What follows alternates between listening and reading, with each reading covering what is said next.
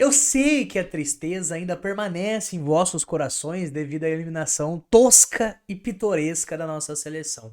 Mas bora dar uma olhadinha no Brasil em todas as Copas do Mundo. É isso mesmo, ó. Eurofute separou aqui todas as outras vezes com Pelé, com Romário, momentos felizes que faz tanto tempo que a gente não vivencia, né? Então bora ver a história do Brasil aí. Eu já vou deixar o like, já deixa você também aí. E bora, fi, bora.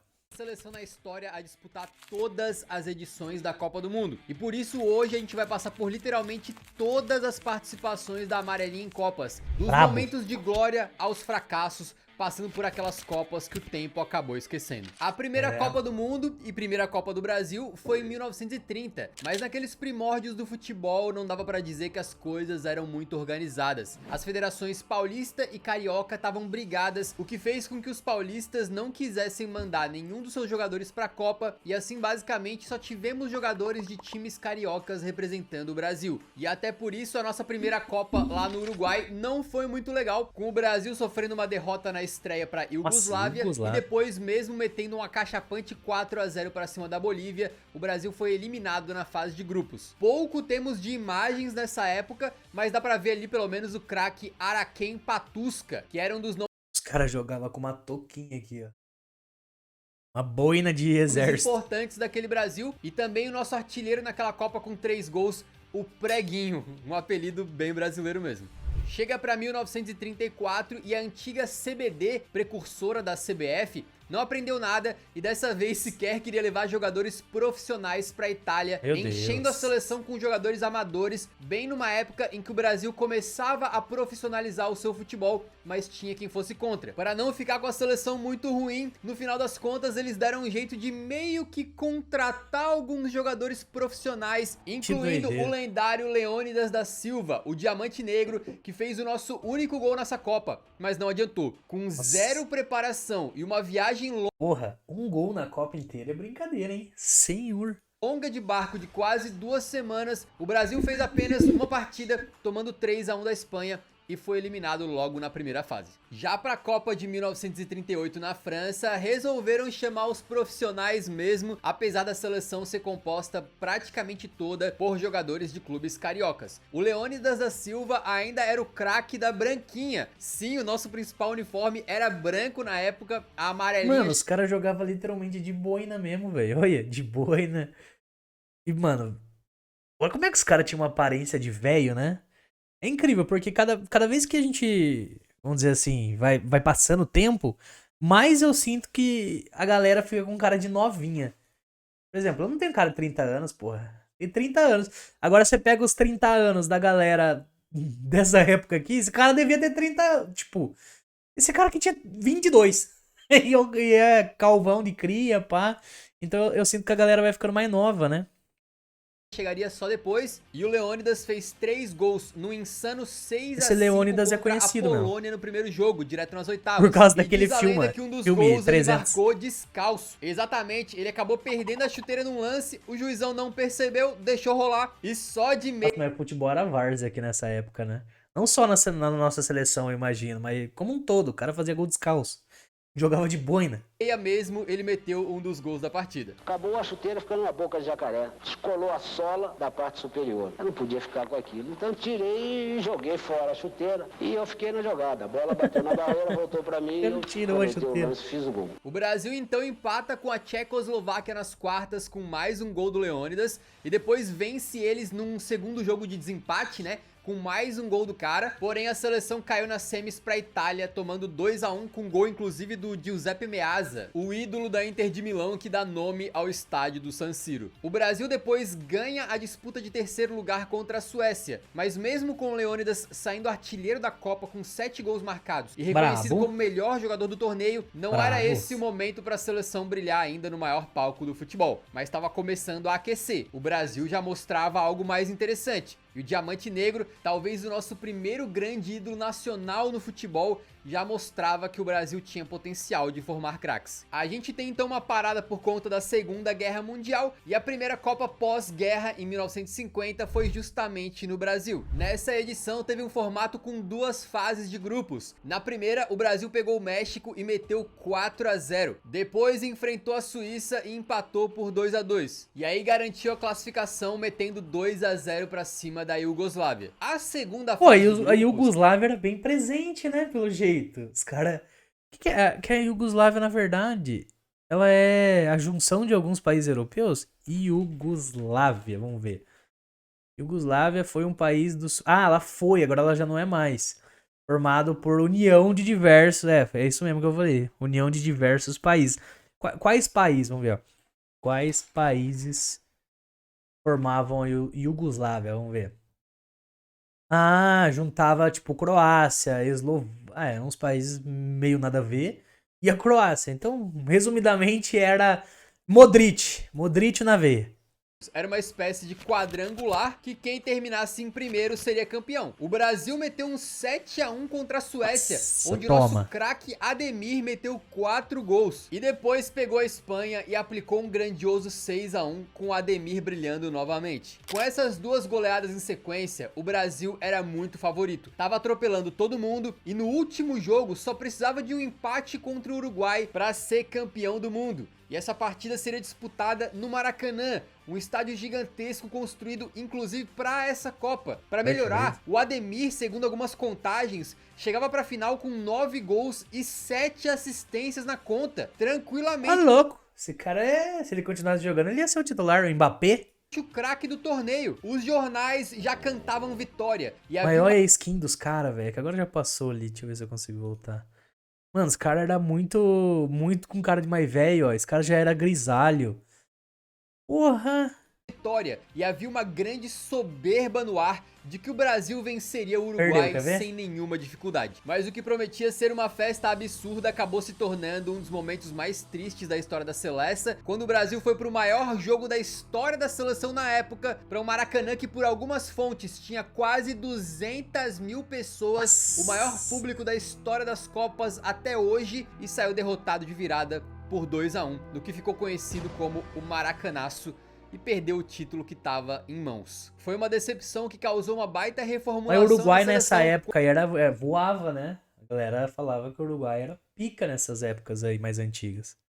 Com a cor do uniforme, inclusive, saindo do branco para o hoje tradicional amarelo. Em 1954, na Suíça, o Brasil teria mais uma Copa onde foi mais figurante do que protagonista. No primeiro jogo da fase de grupos, a seleção, já bem diferente de 50, goleou o México por 5-0 com 3 assistências do Didi e também um golaço com drible ali do Julinho. Depois empatou em 1-1 contra a Iugoslávia e assim foi pro mata-mata. Só que aí logo nas quartas de final, o Brasil enfrentaria a Hungria, num jogo famoso e tão violento que ficou conhecido como a Batalha de Berna. O Brasil começou tomando 2 buchas em 10 minutos e depois o Julinho até meteu um belo gol que deixou o placar em 3-2, com o Brasil metendo 2 bolas na trave em sequência no que poderia ser o 3-3, mas no final das contas, com 2 gols do Sandor Kocsis, lendário húngaro que meteu 11 gols nessa Copa, a seleção acabou perdendo tanto na porrada quanto em campo para aquela geração de ouro dos húngaros por 4-2. E pra piorar, no fim do jogo ainda teve discussão, quebra-pau e o Brasil deixou uma imagem bem ruim. A gente chega na Suécia pra Copa de 1958, quando o Brasil teria o seu primeiro grande momento no futebol. Ainda sem a presença do garoto Pelé, de 17 anos, que chegou machucado no torneio, o Brasil venceu a Áustria e empatou com a Inglaterra. No último jogo da fase de grupos contra a União Soviética, a gente teve a estreia do Pelé em mundiais. Ele voltou de lesão, jogando ali de meio atacante, num time que também tinha o Gilmar no gol, o De Sorbe na lateral direita, Bellini e Orlando na zaga, e o Nilton Santos na lateral esquerda. Zito e Didi formavam o meio campo e na frente, além do Pelé, tinha o Garrincha na ponta direita, o Zagallo na esquerda e o Vavá de centroavante. No embate entre Yashin e Pelé, foi o Vavá que brilhou, marcando os 2 gols da partida, e o Brasil assim avançou para as quartas de final contra o País de Gales, numa partida que não foi fácil, e só no segundo tempo o Rei realmente nasceu nas Copas do Mundo, marcando seu primeiro gol de maneira espetacular. Ele mata um lançamento no peito, dá um toquinho para tirar do zagueirão e manda rasteiro para garantir a vitória por 1-0. A semifinal foi contra a França do artilheiro Just Fontaine, mas quem abriu o placar foi outro artilheiro, o Vavá, logo no comecinho. Aí o Fontaine empatou em seguida e aumentou a artilharia dele. O Didi botou o Brasil de... Mano, a França sempre foi encardida, né, cara? Incrível como esses caras são encardidos. Pô, desde que eu me lembro de assistir futebol, eles tinham um time bom. Essa é uma das melhores que eles têm atualmente. Mas, mano, desde as antigas, pô, a Copa anterior, sei lá, que eles foram campeão. Olha o tanto de jogador pica que tinha. O Mbappé tava começando, mas já tinha vários pica ali, mano. Já tinha o... Esqueci. Esqueci de todos que eu ia falar, tá ligado? Essa França aqui de 2018, velho, só os nominhos aqui, ó. Varane, que era um baita de um jogador. Pogba, Kanté. Tinha o Griezmann, tava tentando lembrar do Griezmann. O Giroud nunca foi muito minha praia, mas ó, se a gente for voltando, 2014. 2014. Tinha aqui, ó, vamos ver. De Evra, que jogava pra caralho. Saná, também, que jogava pra caralho. Ó, tinha mais o Varane, que era do Real Madrid, que já tava no outro ali também. Ó esse meio campo aqui, ó. Kobaye, Matuidi, que jogava pra caralho. Pogba, que também jogava muito. Valbuena, Benzema, Griezmann mais uma vez. E daí se a gente for voltando, ó, 2014, 2012. 2014 e 2010, né? 2010, que era a Copa anterior ainda. Vamos ver qual que era o time aqui, ó. Oh, caralho, deu time. Jogadores França 2010. Lloris, que era um excelente goleiro. Aí você vai vendo aqui, ó, Saná mais uma vez aparece aqui, Evra mais uma vez aparece aqui, Ribéry, verdade, cara, tinha o Ribéry que jogava pra caramba. Vamos ver o que mais aqui. Ó, o Henry, porra, aqui é brincadeira, viu? Então você percebe que você vai voltando de Copa a Copa, mano, os caras sempre foram bons, velho, vamos jogar pra 2006, é que daí já vai começar a não lembrar tanto dos nomes. Thuram, porra, jogava muito. Makelele, pô, quem lembra disso daqui? Zidane. Então, ó, nossa, que era brincadeira. Zidane e Thierry Henry, cara. Trezeguet também. Então, assim, você vai voltando. A França sempre teve um time bom, velho. Até das antigas, né? Impressionante. De novo na frente com um golaço no ângulo. E é no segundo tempo em que o Rei Pelé marca um gol só empurrando pra dentro depois do rebote do goleiro. Aí ele deixa mais um fuzilando a bola de dentro da área e completa a sua tripleta dominando de coxa e sem deixar cair metendo um chutaço pro fundo do gol. A França ainda diminuiu, mas não teve jeito. Aos 17 anos, Pelé marcava 3 gols em uma semifinal de Copa do Mundo e com os 5-2, o Brasil tava na decisão. A final era contra a anfitriã Suécia, mas o Brasil vinha muito bem e era o favorito. Mesmo saindo atrás do placar, teve a estrela do Vavá empatando e depois virando em duas jogadaças praticamente idênticas. O Vavá era bom, hein? E é aí que o Pelé marca um dos seus gols antológicos da carreira. Ele recebe um lançamento, domina no peito, mete um chapéu no zagueirão e fuzila para marcar um dos gols mais bonitos já registrados em uma Copa do Mundo. Tem ainda mais um gol do Zagallo e depois outro do Pelé em que ele começa a jogada tocando de calcanhar e corre pra área pra fazer de cabeça e fechar os 5-2 que dava então ao Brasil o título de campeão do mundo pela primeira vez em sua história.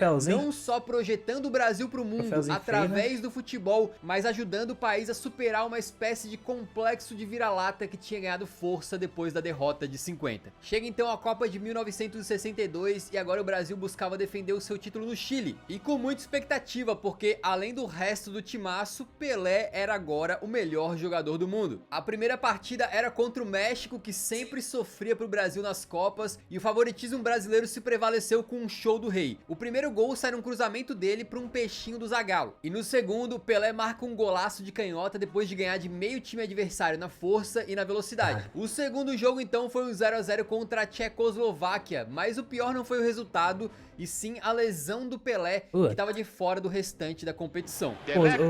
Os jogadores brasileiros que são pica mesmo, mano, você percebe que todos eles são todos lesionados, né? O Pelé, ele foi para várias Copas meio cracudo aí de questão de lesão.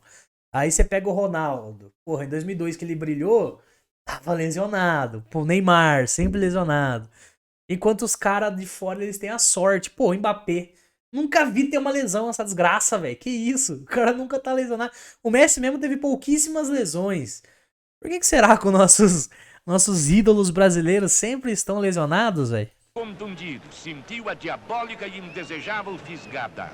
De fora do campo, ele viu o Brasil vencer a Espanha do Puskás, tá? De virada com 2-1, com 2 gols do Amarildo, que era justamente o substituto do Pelé para essa partida. Aliás, o segundo gol vem numa jogada absurda do imparável Garrincha, que dava o tom do que seria a Copa do Mané. Nas quartas contra a Inglaterra de Bob Charlton, coube ao Garrincha assumir a bronca na vitória por 3-1, com 2 gols dele e também uma assistência. Além de ter sido esse o jogo em que um cãozinho entra em campo, dribla o Garrincha e depois ele acabaria sendo adotado pelo Mané. Nas semis contra o anfitrião Chile, mais uma vez o Garrincha resolveu, com o Brasil vencendo por 4-2 com um golaço de canhota do homem, mais um gol de cabeça dele, outra assistência pro Vavá e aí o Vavá fechando também o placar. Pô, esse Vavá jogou 15 Copa, velho. O cara tá desde com 12 anos jogando Copa. Ele participou de 15 Copas, Vavá. Foi expulso nesse jogo, mas milagrosamente e de uma maneira que até hoje não foi muito bem explicada, liberaram ele pra jogar a final. A decisão foi contra a Tchecoslováquia, quando a história da última final se repetiu. O Mais Brasil uma vez começou Tchecoslováquia perdendo com um gol do Masopust, mas logo em seguida o Amarildo empatou com um golaço sem ângulo, e ele mesmo depois dá assistência pro gol do Zito. No final, o Vavá se aproveita de uma falha do goleiro pra fechar o placar. Mais e uma assim vez o Brasil era bicampeão da Copa do Mundo, com 14 jogadores que estavam também em 58 e agora e tinha uma lata de velhinhos também, né? Ganharam o troféu pela segunda vez. E com Garrincha, claro, se eternizando como herói nacional.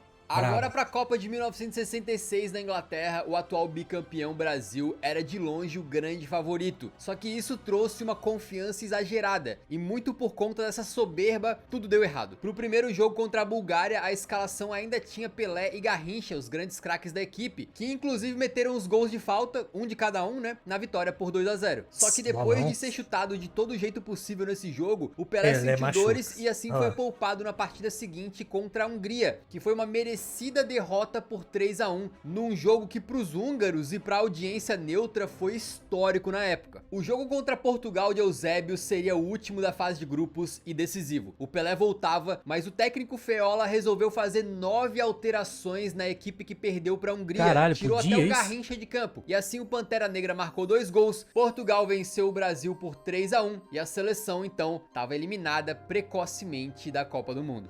Agora para a Copa de 70 no México, o bicampeão como jogador, Zagallo, agora era o técnico. E ele assumiu a seleção logo antes da Copa do Mundo e montou o time que ficou conhecido como o Esquadrão. O Félix no gol, o capitão Carlos Alberto na direita, Brito e Piazza na zaga e o Everaldo na lateral esquerda. O meio tinha Clodoaldo, Gerson e o Rivelino também fazendo um papel meio híbrido mais pro lado esquerdo. E na frente Pelé, Jairzinho e Tostão. No primeiro jogo contra a Tchecoslováquia tem o icônico gol que o Pelé não fez na vitória por 4-1, que também teve gol dele, e 2 golaços do Jairzinho. E aí no grande jogo contra a atual campeã Inglaterra, o Brasil venceu por 1-0 com mais um gol do Jairzinho e a famosa defesa do século do Gordon Banks numa cabeçada do Pelé. No último jogo da fase de grupos, o Brasil vence novamente metendo 3-2 contra a Romênia, com 2 do Pelé e 1 do Jairzinho, enquanto nas quartas contra o Peru é 4-2 novamente com gol do Jairzinho, pro Brasil chegar nas semis contra o Uruguai, outro que jogou pra caralho também, né? Olha lá, Uruguai mais uma vez. Já que era a primeira vez que os dois países se enfrentavam em Copas desde a decepção. Deixa eu dar até uma pausa aqui, porque a qualidade desse vídeo tá estupendo. O link tá na descrição, obviamente, do canal aí. Se inscreve aqui, dá uma moral pra gente, chegar nos 100 inscritos, canalzinho novo, fortalece nós aí e deixa esse like. Bora continuar. Então, na final de 50, os uruguaios até abrem o placar, mas foi mais uma vitória do Esquadrão. Um 3-1 contando com um gol do Jairzinho de novo numa arrancada fulminante. Jogou muito, Jairzinho. Outro lance icônico, quando no finalzinho da partida o Pelé dá um drible no goleirão sem tocar na bola, mas manda pra fora, marcando ali outro gol que Pelé não fez. A final contra a Itália decidiria quem seria a primeira seleção tricampeã, e foi o Pelé que abriu o placar de cabeça, e na comemoração foi até o Jairzinho, gerando uma das imagens mais icônicas da história do futebol. Depois de uma saída bizarra do goleiro Félix, o Boni Insenha empatou para os italianos, mas no segundo tempo o Gerson Canhotinha de Ouro colocou o Brasil na frente de novo, e o Pelé escorou pro Jairzinho. Gerson Canhotinha de Ouro é brincadeira, viu? sim ampliar. E aí, se você percebeu bem, eu fiz questão de falar todos os gols do Jairzinho, porque ele marcou em todos os jogos do Brasil nessa Copa do Mundo. Ainda deu tempo de mais um passe para gol do Pelé, agora tocando pro capitão Carlos Alberto Torres, que fechou a conta naquele gol histórico e coletivo que sacramentou o 4-1 e o Brasil do esquadrão tricampeão mundial. Uma vitória que foi muito utilizada politicamente pela ditadura militar brasileira na época, e ó, primeira vez que o povo brasileiro viu ao vivo o Brasil campeão pela TV, ok? Antes tinha sido só no radinho, ou só a gravação dos jogos depois que eles já tinham acontecido. Pô, imagina que chato. Agora pra Copa de 74 na Alemanha Ocidental, o Brasil não tinha mais jogadores importantíssimos do tri, como Pelé, Gerson, Tostão e Carlos Alberto. O time era liderado por Rivelino e ainda tinha o furacão Jairzinho, mas começa tímido, escapando de perder para a Iugoslávia e ficando no empate de 0-0 também contra a Escócia. A vitória só veio no encerramento da fase de grupos, 3-0 sobre o Zaire, onde o Rivelino deixou dele com uma bomba de fora da área. A segunda parte da Copa era novamente aquele esquema maluco de outra fase de grupos, e o Rivelino fez o gol de falta histórico da vitória por 1-0 contra a Alemanha Oriental, num jogo em que o Brasil foi mal. E o Rivelino também abriu placar no 2-1 contra a Argentina. Só que o Brasil, que fazia uma Copa contestável, era criticado, chamado de pragmático e sem brilho, ficou pelo caminho ao ser dominado pelo carrossel holandês, perdendo por 2-0 com belos gols de Johan Cruyff e Neskens. Essa Holanda que não ganharia a Copa, mas foi o time que mais encantou naquela edição. Inclusive, a gente tem um vídeo só sobre a Holanda de 74, vale muito a pena assistir. Nesse momento, ninguém sabia ainda, mas essa participação lenta do Brasil nessa Copa seria apenas o começo do maior jejum da nossa história. A Copa de 78... Até então, né? Até então, meu amigo. Caro telespec. Venho do futuro para lhe avisar que teremos um jejum ainda maior. Argentina não é a participação mais traumática do Brasil em Copas, mas é talvez a que tenha a maior sensação de injustiça. A seleção chegava completamente remodelada em relação ao tri de 70, com o Rivelino ainda sendo um grande nome, mas como um reserva experiente apenas. E novamente o Brasil começou a Copa com dificuldades. Ia empatando com a Suécia na estreia, até que o Zico subiu de cabeça no apagar das luzes para dar a vitória ao Brasil. Porém, esse é aquele lance absurdo em que o juiz apitou o fim do jogo com a bola no ar, com o Zico prestes a cabecear, uma injustiça completa. E se o Brasil tivesse ganhado esse jogo, talvez tivesse ido para o outro grupo na próxima fase e a história seria diferente. Depois a seleção ficou no empate contra a Espanha por 0-0, mas quase perdeu no finalzinho, e a vitória magra contra a Áustria com gol salvador do Dinamite colocou a seleção na segunda fase de grupos, que começou com uma vitória de 3-0 sobre o Peru no primeiro jogo. No segundo, tinha um confronto direto contra a Argentina. Quem vencesse provavelmente iria para a final da Copa. A partida foi feia e violenta e o resultado foi 0-0. Né? Eis que restava um jogo para cada seleção e a decisão seria no saldo de gols, porque o Brasil venceu a Polônia por 3-1 e o único cenário que eliminava o Brasil e classificava a Argentina era uma vitória dos hermanos sobre o Peru por mais de 4 gols de diferença. E foi assim que, de maneira muito suspeita, a Argentina, vivendo uma ditadura militar na época, meteu 6-0 para cima do Peru e se classificou para a final no lugar do Brasil. Até hoje existem suspeitas de que os jogadores do Peru foram subornados e também relatos de que o ditador argentino na época fez uma visitinha aos jogadores peruanos antes do jogo. Enquanto no Brasil, o técnico da seleção e ex-militar Coutinho foi acusado de ser um fantoche que obedecia ordens de cima, inclusive na escalação dos jogadores. O Brasil então foi eliminado dessa Copa de maneira invicta, mas com esse gostinho de que podia mais por conta dessa suspeita toda do futebol fraco e também desse regulamento bem nada a ver que a Copa tinha na época.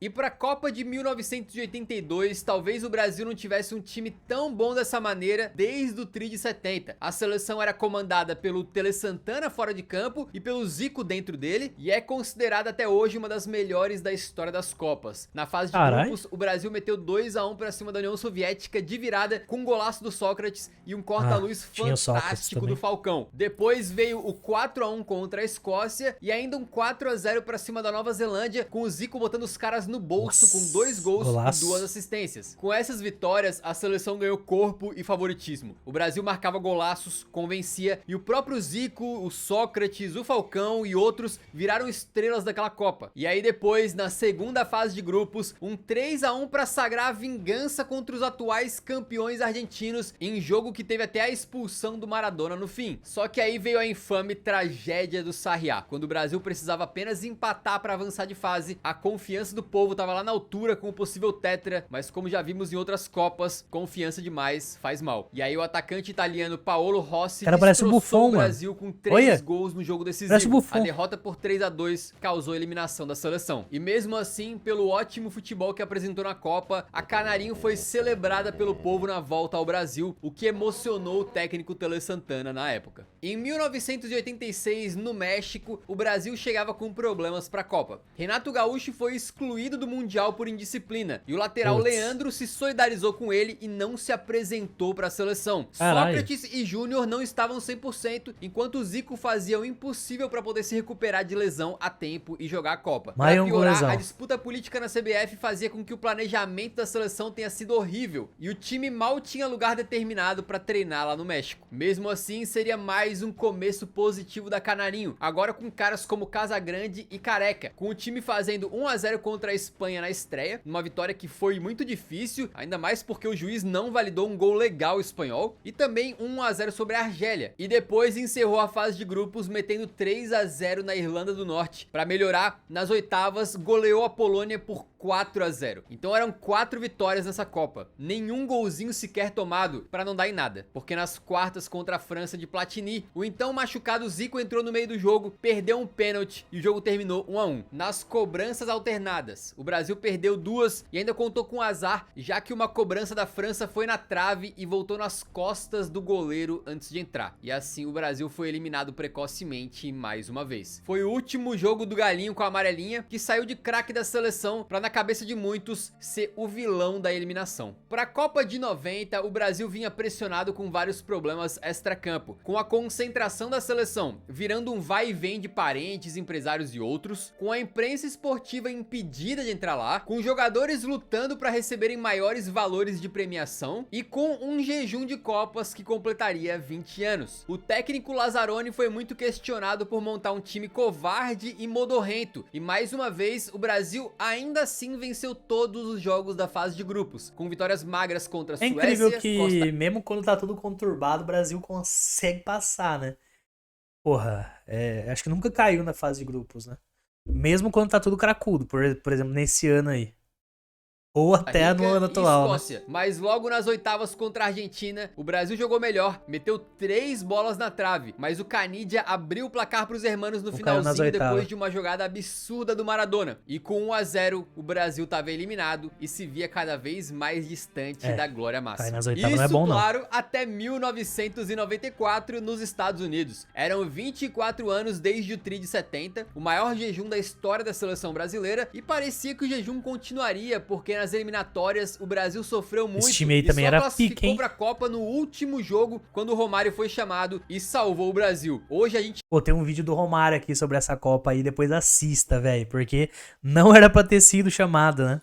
lembra do glorioso Tetra de 94, mas o fato é que o Brasil chegou desacreditado. Mesmo assim, na fase de grupos, o time do Parreira passou sem tantas dificuldades, metendo 2-0 na Rússia, 3-0 em Camarões e empatando em 1-1 contra a Suécia. O Romário, salvador das eliminatórias, meteu gol em todos esses jogos. Nas oitavas, o Brasil pegava os anfitriões Estados Unidos, que se fecharam na defesa. O brasileiro Leonardo foi expulso no primeiro tempo depois de uma agressão. O Romário perdeu um gol que a gente não imagina que ele poderia perder, mas depois de suar um pouco pra quebrar o ferrolho americano, o próprio baixinho descola um baita passe pro Bebeto definir a vitória por 1-0. Nas quartas contra a Holanda, o Romário meteu gol e o Bebeto se eternizou, metendo um gol e fazendo aquela famosa e lendária celebração, embalando o bebê, em referência ao seu filho que nasceria depois e também se tornaria jogador. A Holanda empatou em 2-2 e o Brasil só passou de fase por conta de um lendário também gol de falta do Branco, em que a bola só entrou porque o Romário teve o reflexo impulso de tirar sua bunda do caminho da pelota. Se fosse o Hulk ali, esse gol não teria saído. A semifinal era contra a Suécia, e de novo o Romário perdeu um gol depois de driblar o goleiro, mas depois da Suécia tem um jogador expulso, o baixinho subiu de cabeça pra sacramentar a suada vitória né? Romário do Brasil fazendo gol de cabeça. 1 a 0. A seleção então finalmente voltava a uma final de Copa do Mundo. E assim como a final de 70 contra a Itália definiria a primeira tricampeã mundial, em 94 a decisão contra eles definiria quem seria a primeira seleção tetracampeã. Os dois times tinham defesas sólidas, e a Itália com... E esse era outro time que jogava pra caralho e simplesmente sumiu, né? A Itália, mano. Nossa, eu lembro quando eu era criança, os caras sempre tiveram um time bom, mano.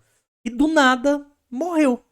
A gente tem que tomar cuidado pra não se tornar uma Itália, viu? contava com a dupla Maldini e Baresi, dois dos melhores defensores da história do futebol, mas foi o Brasil quem buscou mais o ataque, com o Romário recebendo uma bola livre no segundo pau e mandando pra fora. Eu ressaltei os erros do Romário durante a Copa pra gente perceber que até os maiores craques são humanos e falham, e que de certa forma o contrário também pode acontecer, até as seleções mais falhadas e humanas, como essa do Brasil que teve muitas dificuldades antes da Copa e chegou desacreditada, também podem ser campeãs. Isso porque o jogo acabou 0 a 0 e nos pênaltis a sorte nos sorriu. Baresi mandou o pênalti dele na lua, o Massaro parou no Tafarel e o craque Roberto Baggio completou a festa da torcida brasileira. A seleção finalmente era a primeira tetracampeã mundial e Dunga, que tinha ficado marcado como a cara da seleção chata de 90, agora levantava a taça como capitão. Bravo. Chegando em 98, o melhor jogador da Copa anterior, Romário, tinha uma pequena lesão e foi cortado. Ele ficou bastante chateado porque tinha certeza que conseguiria voltar a jogar na parte final da Copa, e mesmo assim não foi levado. Ainda assim, o Brasil tinha nomes fortes com alguns remanescentes do elenco campeão em 94, como Tafarel, Bebeto e Cafu, e novos craques como Roberto Carlos, Rivaldo e... Pô,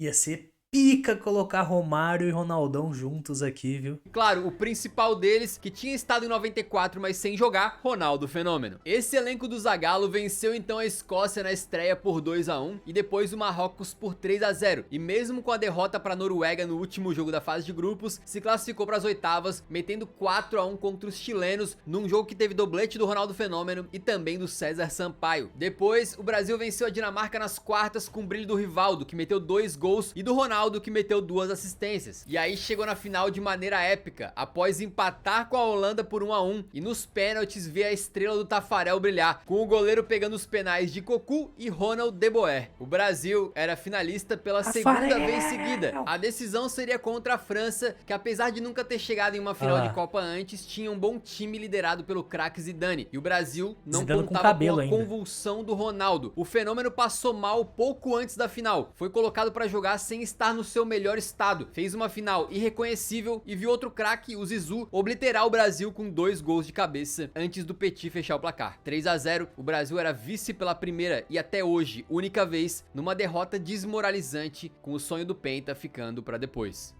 Independente do resultado, eram 2 Copas seguidas que o Brasil mostrava força chegando na final. Então para 2002, mesmo com uma classificação sofrida, esse time aqui era brincadeira, viu? 2002. não dava pra duvidar da seleção, até por conta do timaço Cara, olha esse time, velho. Porra. Mano, o Lúcio jogava pra caralho. O Juan também. Era um puta de um time, que a velho. gente tinha em termos de nomes. Era o Marcos no gol, Edmilson, Lúcio e Roque Júnior na defesa, Cafu e Roberto Carlos nas alas, com Roque Gilberto Júnior. Silva, Ronaldinho e Juninho Paulista no meio campo, com o Juninho sendo substituído Ronaldinho pelo gaúcho. mais defensivo Kleberson ao longo do torneio. E na frente, simplesmente Rivaldo e Ronaldo Olha esse Fenômeno. ataque, viado.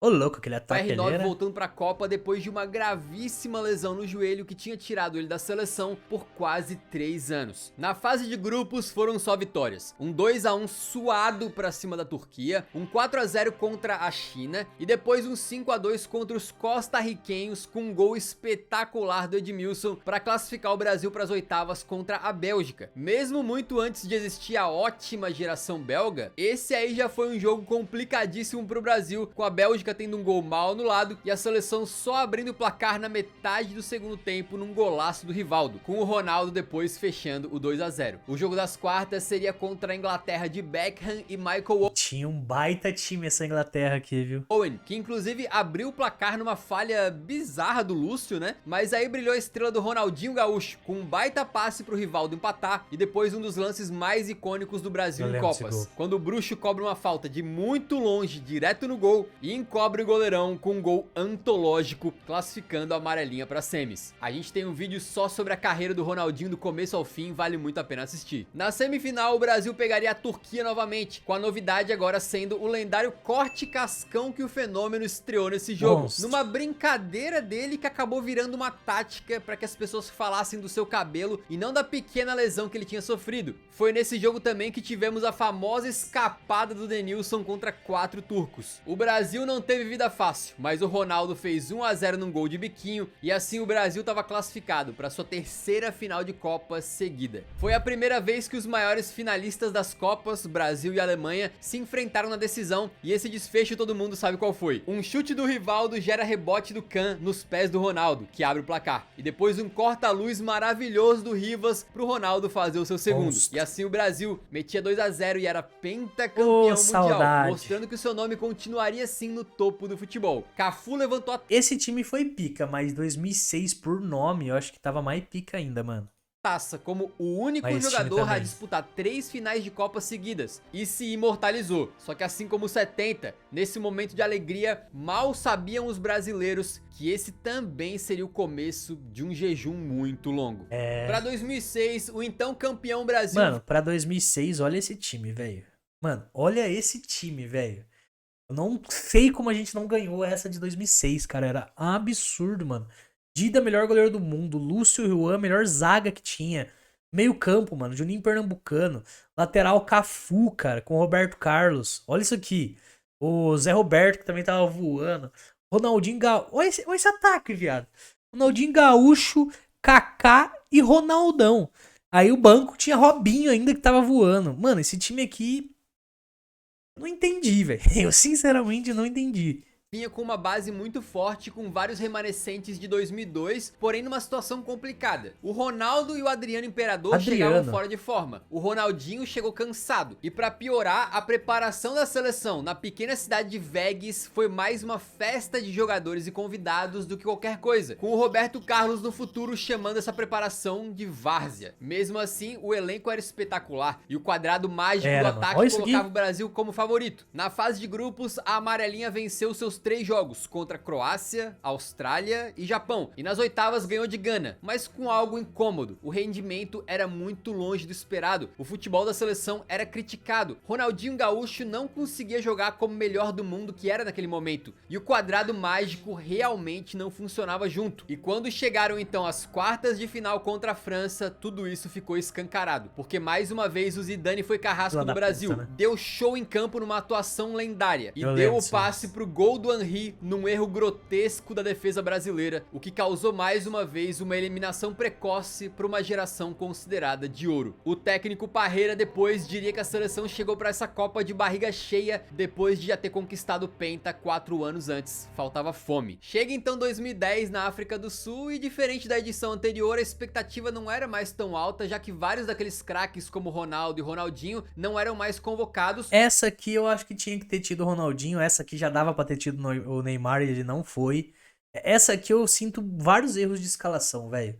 Essa de 2010 dava pra ser muito diferente, dava pra ter o Ganso também. O Adriano ficou de fora e os jovens O Ronaldinho e o Adriano ficou de fora. É lá, ele vai falar do Neymar e do Ganso. Ganso e Neymar, apontados como o futuro da seleção e que estavam brilhando muito no Brasil, também não foram chamados. Além disso, o técnico Dunga fazia a seleção jogar de forma mais pragmática e frequentemente comprava briga com a imprensa inteira, deixando um clima meio azedo ao redor da seleção. De qualquer forma, o time do Dunga foi avançando, venceu a Coreia do Norte, a Costa do Marfim e empatou com Portugal na fase de grupos, enquanto nas oitavas jogou bem contra o Chile, vencendo por 3 a 0. A seleção não empolgava, mas depois depois dessa vitória contra o Chile, as coisas mudaram e dava a impressão de que o Brasil tinha acordado. O jornal AS da Espanha estampou: o Brasil dá medo. E foi aí que chegou outro jogo emblemático nas quartas contra a Holanda. O Brasil tava na frente e podia ter feito mais, mas aí o Sneijder manda pra área, o Júlio César e o Felipe Melo não se entendem, a bola toca no Felipe e entra pro gol de empate holandês. Pouco tempo depois, a Holanda tem um escanteio e o Felipe Melo deixa o Sneijder livre pra fazer o 2-1 da virada. Pra coroar a péssima partida dele, o Felipe também dá um pisão violento no Robben, é expulso e assim com 1 a menos, o Brasil não tem forças pra reagir. Mano, eu sinto que foi muito erro de escalação aqui. Porra, até o meme Dunga burro. A galera toda falava Dunga burro, Dunga burro. Mas, mano, dava pra ter levado o Ronaldinho, que tava voando no Milan ainda. Dava pra ter levado Neymar e Ganso. Precisava de meio campo e o Ganso tava voando.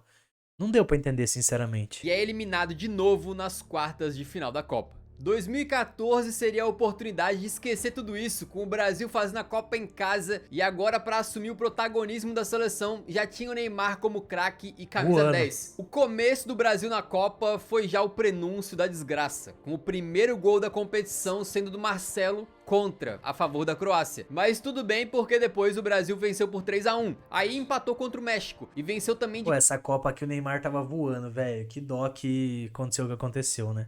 Mas ele tava voando demais, mano. 4-1 contra Camarões. E quando chegou no mata-mata, o Brasil pegou o Chile e numa partida muito difícil, em que quase foi eliminado por um chute do Pinilha, que foi no travessão, o jogo foi pros pênaltis num momento que ficou bastante marcado quando o Thiago Silva desabou de chorar antes mesmo das cobranças. E o Brasil classificou no sufoco. Outro choque veio contra a Colômbia nas quartas, já que o golaço de falta do Davi Luiz foi ofuscado pela entrada violenta do Zuniga, que tirou o Neymar da Copa e do jogo decisivo nas semis contra a Alemanha. A impressão que dava é que o Brasil estava longe de estar pronto para ser finalista e, embora tivesse chegado nas semis, passou apenas por adversários de segunda ou terceira prateleira do futebol e quase sempre sofrendo. Então, enquanto muitos tinham ali otimismo com a seleção e tal, outros eram mais realistas e nessa época ficou muito marcado o comentário do jornalista Mauro César Pereira criticando fortemente a seleção brasileira e temendo... Esse cara aqui, ele só fala merda. ele só critica, ele nunca fala nada bom, velho. O pior. Péssimo futebol da seleção brasileira. Péssimo futebol. E o pior é que ele tava certo. Nas semis, o Brasil enfrentou a Alemanha no Mineirão e tomou de 7-1, num jogo que teve um período de apagão da seleção, é verdade, mas que também foi uma humilhação tática, técnica e mental. O Brasil superava o maracanaço de 50 para sofrer agora sim o maior vexame da sua história. E por que não, o maior vexame de uma seleção em todos os tempos. Para 2018 na Copa da Rússia, o Brasil precisava agora apagar o vexame histórico que tinha... Cara, essa seleção de 2018 também era interessante, né, velho? Sua última participação no torneio e tentar se reestabelecer como potência. Douglas Costa também jogava bem. Isso depois de muitos anos sem sequer conseguir chegar longe. Com o Neymar jogando no sacrifício, o Coutinho meio que assumiu o protagonismo com um golaço no empate contra a Suíça e também um gol na vitória contra a Costa Rica. Com o Brasil também fazendo 2-0 contra a Sérvia na fase de grupos. Nas oitavas, o Brasil... Não era um bom time, Gabriel Jesus também tava jogando muito, Neymar... Venceu o México com Neymar e Firmino marcando, mas as quartas seriam o nosso limite mais uma vez. Contra, agora sim, a ótima geração belga, o Fernandinho fez um gol contra para abrir o placar para os Diabos Vermelhos e no segundo gol o Lukaku passou que nem um trator pelo meio campo e deixou pro De Bruyne, que fez o segundo. O Renato Augusto ainda descontou, mas com o 2-1, o Brasil mais uma vez foi eliminado pro primeiro time forte que pegou na Copa e deixou o sonho do Hexa para a próxima edição. Em 2022 no Catar, o elenco do Brasil chegava bem mais encorpado, com o trabalho sólido do Tite e aquela base com Alisson, Thiago Silva, Casemiro e Neymar, além de nomes surgindo como o próprio Vinícius Júnior. O Brasil estreou com vitória de 2-0 contra a Sérvia, com aquele histórico gol... Eu vou falar pra você que aqui eu já não tava mais tão animado com esse time aqui. O do anterior, que tinha ali o Coutinho, tal, eu senti mais chances de vitória. Aqui ele começou a me surpreender, tipo, um jogo começou a me surpreender e tal, mas, porra, já não era um time que eu olhava e falava, mano, esse time vai ser campeão.